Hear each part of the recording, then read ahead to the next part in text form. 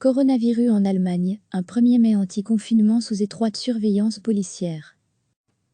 La police a procédé vendredi à de multiples interpellations de militants d'ultra-gauche, droite identitaire ou conspirationnistes, qui voulaient faire du 1er mai un temps fort de l'opposition au confinement.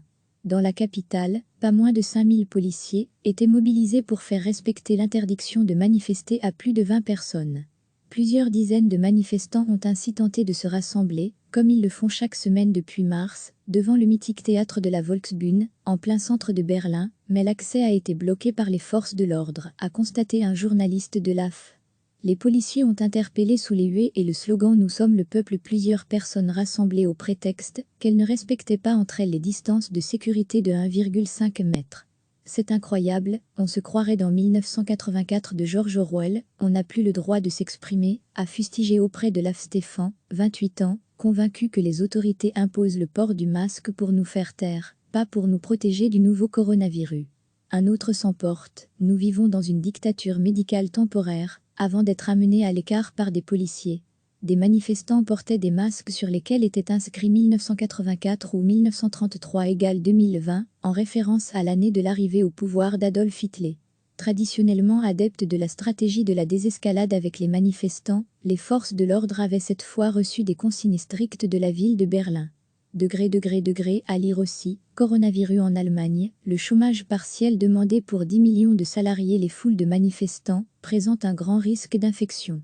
Le 1er mai ne doit pas devenir l'Ischgl de Berlin, une station de ski autrichienne devenue un foyer d'infection, avait ainsi mis en garde l'adjoint à la sécurité du maire de Berlin, André Gisel. Si d'autres manifestations sont prévues ailleurs en Allemagne, les regards étaient tournés vers la capitale, où un collectif baptisé Résistance démocratique organise ce rassemblement hebdomadaire place Rosa-Luxembourg. Cet assemblage hétéroclite minimise les dangers du nouveau coronavirus, qui a tué plus de 6000 personnes en Allemagne, et réclame la fin immédiate des mesures de restriction et le rétablissement des libertés individuelles.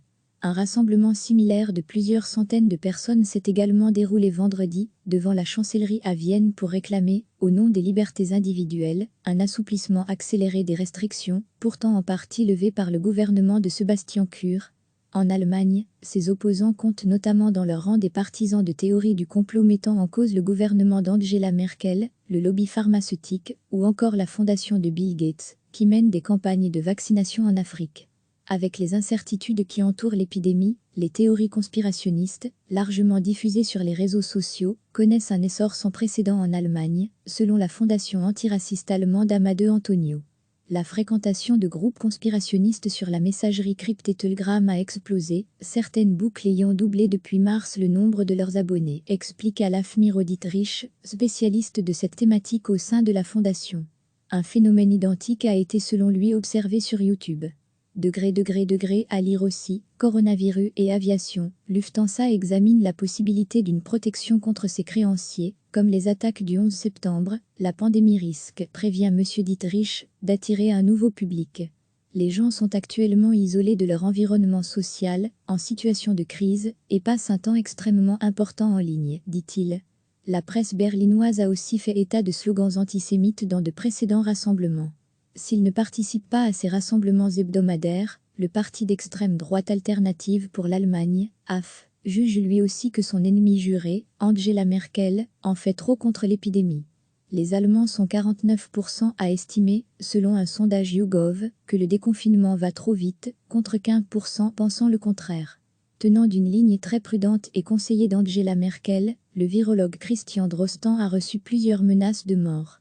Ce mélange de militants issus des deux extrêmes a fini par indisposer l'ultra-gauche qui ne veut pas de place pour les nazis et a changé de stratégie pour le 1er mai. Elle prévoyait cette fois des actions ciblées sans contact, dans plusieurs endroits de la capitale, en particulier le quartier alternatif de Kreuzberg, autour du mot d'ordre légal, illégal, on s'en fout. Recevez chaque matin l'essentiel de l'actualité. La police a procédé vendredi à de multiples interpellations de militants d'ultra-gauche, droite identitaire ou conspirationnistes, qui voulaient faire du 1er mai un temps fort de l'opposition au confinement. Dans la capitale, pas moins de 5000 policiers étaient mobilisés pour faire respecter l'interdiction de manifester à plus de 20 personnes. Plusieurs dizaines de manifestants ont ainsi tenté de se rassembler, comme ils le font chaque semaine depuis mars, devant le mythique théâtre de la Volksbühne, en plein centre de Berlin, mais l'accès a été bloqué par les forces de l'ordre, a constaté un journaliste de l'AF. Les policiers ont interpellé sous les huées et le slogan « Nous sommes le peuple » plusieurs personnes rassemblées au prétexte qu'elles ne respectaient pas entre elles les distances de sécurité de 1,5 mètre.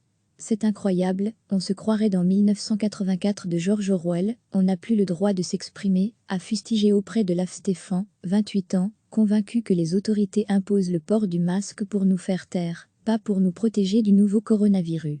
Un autre s'emporte, nous vivons dans une dictature médicale temporaire, avant d'être amenés à l'écart par des policiers. Des manifestants portaient des masques sur lesquels était inscrit 1984 ou 1933 égale 2020, en référence à l'année de l'arrivée au pouvoir d'Adolf Hitler. Traditionnellement adeptes de la stratégie de la désescalade avec les manifestants, les forces de l'ordre avaient cette fois reçu des consignes strictes de la ville de Berlin. À lire aussi, coronavirus en Allemagne, le chômage partiel demandé pour 10 millions de salariés. Les foules de manifestants présentent un grand risque d'infection. Le 1er mai ne doit pas devenir l'Ischgl de Berlin, une station de ski autrichienne devenue un foyer d'infection, avait ainsi mis en garde l'adjoint à la sécurité du maire de Berlin, André Gisel.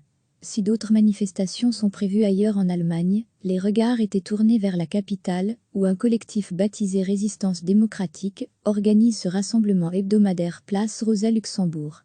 Cet assemblage hétéroclite minimise les dangers du nouveau coronavirus, qui a tué plus de 6000 personnes en Allemagne, et réclame la fin immédiate des mesures de restriction et le rétablissement des libertés individuelles. Un rassemblement similaire de plusieurs centaines de personnes s'est également déroulé vendredi, devant la chancellerie à Vienne pour réclamer, au nom des libertés individuelles, un assouplissement accéléré des restrictions, pourtant en partie levées par le gouvernement de Sebastian Kurz. En Allemagne, ses opposants comptent notamment dans leur rang des partisans de théories du complot mettant en cause le gouvernement d'Angela Merkel, le lobby pharmaceutique, ou encore la fondation de Bill Gates, qui mène des campagnes de vaccination en Afrique. Avec les incertitudes qui entourent l'épidémie, les théories conspirationnistes, largement diffusées sur les réseaux sociaux, connaissent un essor sans précédent en Allemagne, selon la fondation antiraciste allemande Amadeo Antonio.